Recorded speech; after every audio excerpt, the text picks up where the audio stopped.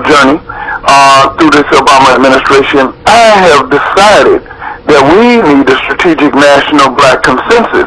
We need to kind of document that we can agree on whether we have a president in the office or not. We need to kind of document with details that we can agree on whether we're in a perpetual opposition, which is probably what we're going to probably be, or whether we decide to seek a new constitution or some type of percentage voting system. Because this one, we might as well give up on it with the electoral college. It is really tripwired against any other group emerging into power.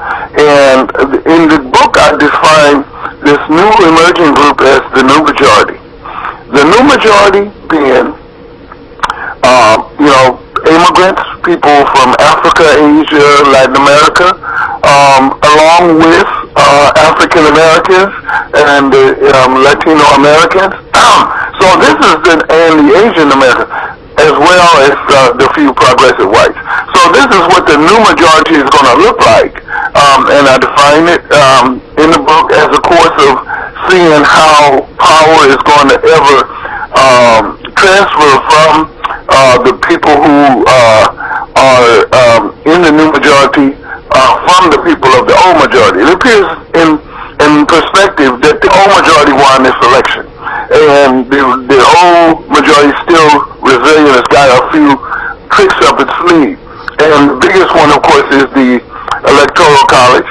Anytime you have an election where the person who wins doesn't win the majority vote, that's a hypocritical system. I mean, that was the whole intention of government, is to get somebody who represents the majority of the people. So, to me, that challenges the whole foundations of the U.S. Constitution and is a basis for looking past it.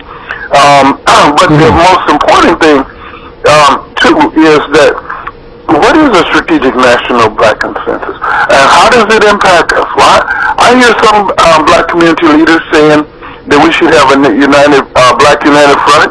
As you know, I used to belong to a group called the National Black United Front. But there's still a need for a united front that stretches beyond all of these groups that we have in the liberation movement. And never has there been such a scattered liberation movement. And how can a scattered liberation movement ever be successful? And so that's why the Strategic National Black Consensus is talking directly to African American people. And I'm going to give you a historical reference out of England.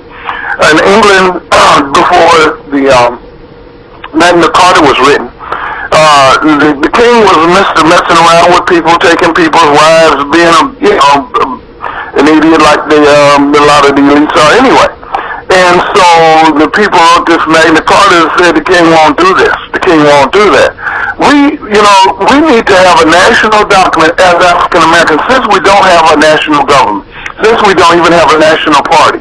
Let us start with a national document, a national strategic national black consensus, which would be a consensus of the things that we all agree on at the 80% range.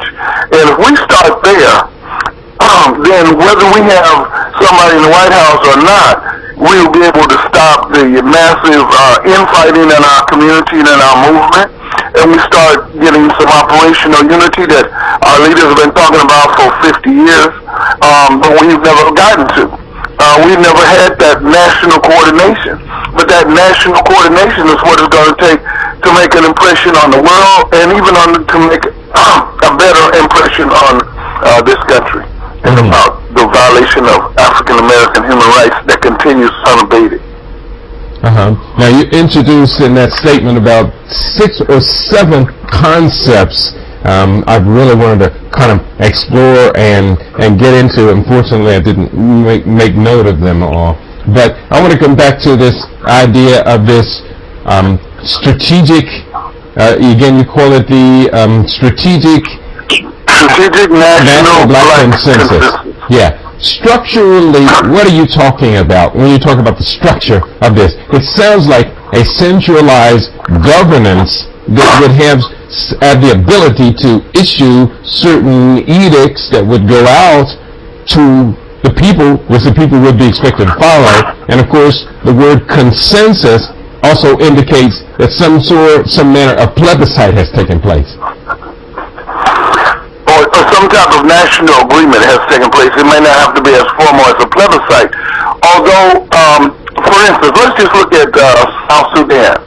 They had a liberation movement. I remember meeting one of the commanders up here when Minot Bo was still here. That was the only time I saw his house, was when I went and met a commander of this South Sudanese Liberation Front. And they were a movement, and they were fighting against domination from the north. Okay, now they have their independence, and now they are fighting among themselves for power and for prestige and for whatever. And in that case, if they were to come to a strategic national black consensus, it would be an agreement that would serve everybody, and they would be able to have that kind of peace. Okay, suppose we do get power and we haven't settled our issues with each other, then we can have the same kind of situation in South Sudan where we get our liberation and yet we're still fighting among each other. And so that's why I'm saying we need to we need to come together, but how? And it's with a structured document like a strategic national consensus that 60 to 70 and maybe even 80% of us can agree on. Can we find that? That is a challenge.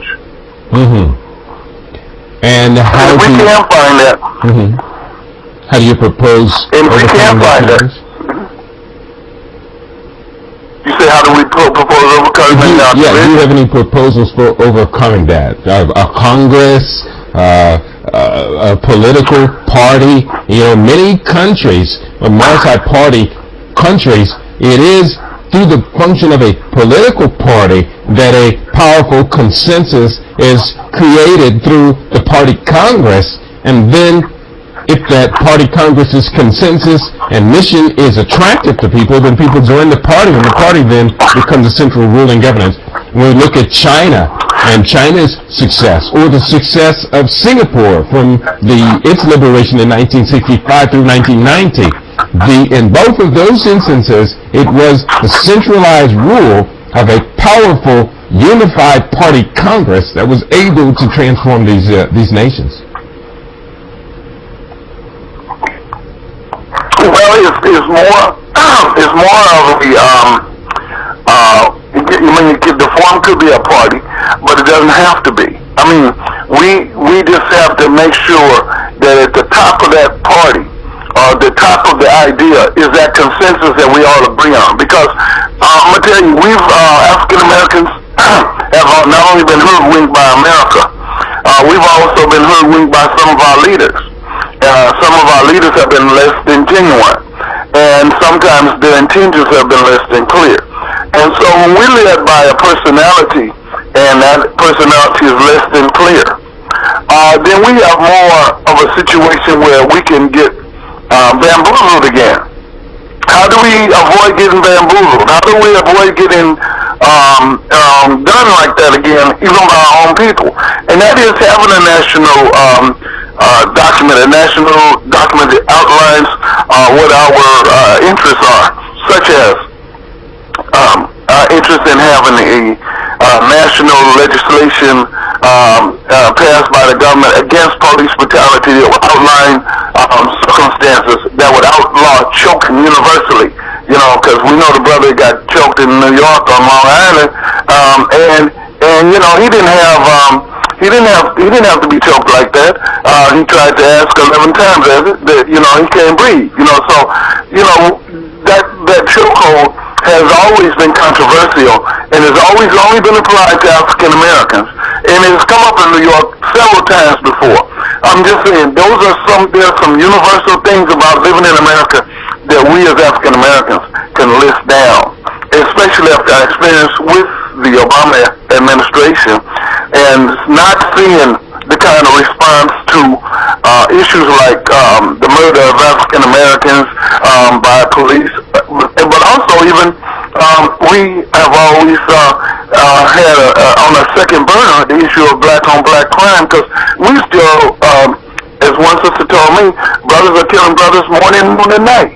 So we have that issue to deal with too. And these issues can be dealt with the strategic national black consensus that's contributed to by all voted by, let's look at that 60-70% range. Okay, let's look at that issue of black-on-black violence. Of all American cities excited to see the inauguration of Barack Obama as the 44th president in January 2009, Chicago was probably as overjoyed as any city because Barack Obama claimed Chicago as his political home territory. Well, unfortunately, at the last year of the Barack Obama presidency, Chicago's murder rate tops out at 762, an absolutely shocking rise in murders, the highest figures on murder that they've seen in Chicago since, I think, 1997. And overall, violent crime has decreased significantly in the United States since 1997. What went wrong during the Obama administration in Chicago? Well, I tell you one thing. I happen to be a part of the first, this group in Oakland called Youth Uprising. Now, Youth Uprising is a big service center, and they provide a lot of services and job hunting and a lot of, even through artists in Oakland.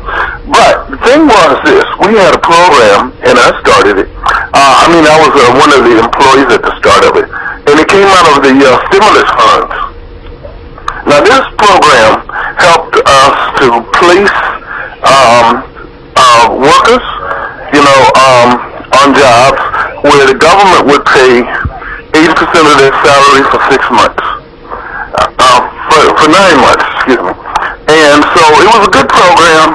And in recruiting, we got the sisters immediately enough, but we couldn't get brothers because most of the brothers had baby mamas and they had issues, and they weren't going to give the cooperation to the brothers so he could get a job. I had to talk several of the brothers into going back to talk to their baby mamas and, let them know how important. Finally, we got 10 brothers from Oakland and 20 sisters on a job with the stimulus money. That was at the beginning of the Obama era.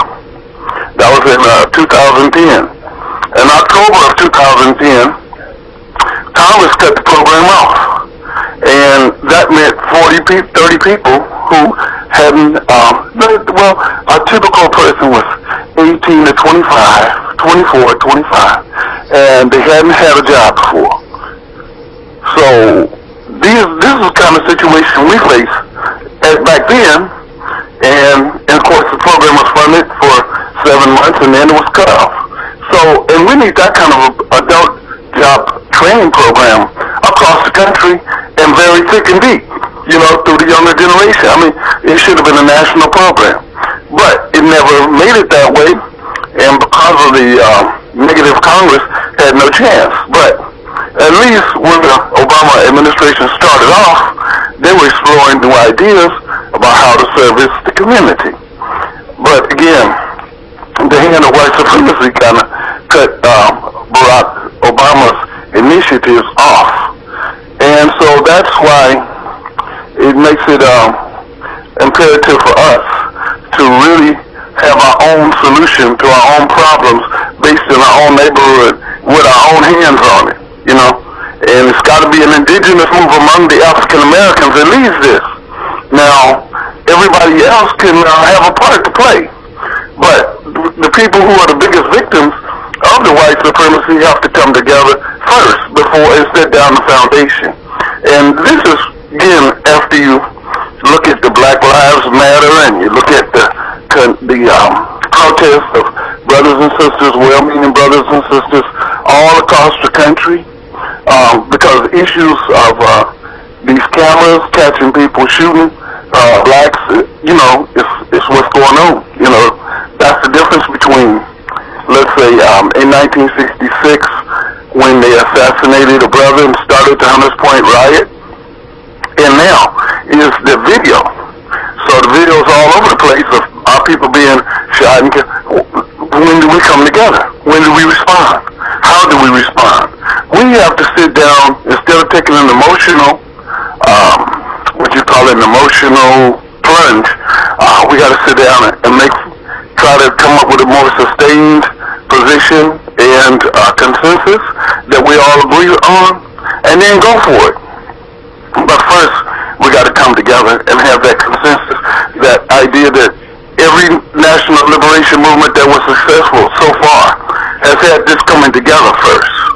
You know, whatever model of liberation you want to come to, unity is going to have to be the first requirement. But how do we unify?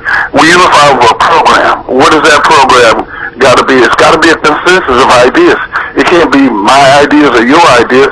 It has to be a consensus that we all support, and then we can all fight for it. This is my lesson from the Obama administration, because as a government teacher and a student of government, I had a little bit more optimism probably than most that things would have changed a little bit better. Had no idea in 2008 we'd still be getting slaughtered by the police here in 2016 or 2014. So again, the book is an observation. It goes along the path of the first book, goes along the path